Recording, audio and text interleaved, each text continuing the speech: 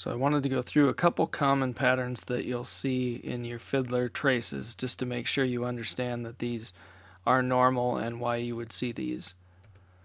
The first one is if you use Windows authentication. As you make a request from the browser to the server wants to identify who you are to see if you have access to the particular website. It's actually a three-way handshake, more or less, where the browser will first send a request without any authentication information. The server first sends back a 401 status saying you're not authorized, but it puts in the response header information, the types of authentication it will support. The client then picks one of those, retransmits again with some more information, and then the server finally comes back and says you are okay or you're not okay now that I know who you are. So that's a typical thing you'll see with Windows authentication, a 401, a 401, and a 200. Later we'll see how if you don't want to see those in your traces, you can actually turn off the two 401s. But if you have that turned on, don't be concerned. For each connection that your web browser is making back to your server that needs to be authenticated with Windows, you'll see those requests before the server knows who you are and lets you respond with the normal 200.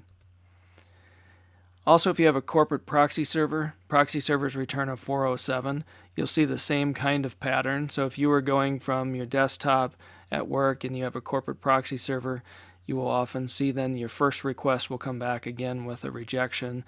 You'll see the same sort of handshake go on between the client and the proxy server in this case before the proxy server finally makes its decision. It knows who you are, and then it sends back and says this is either valid or not valid.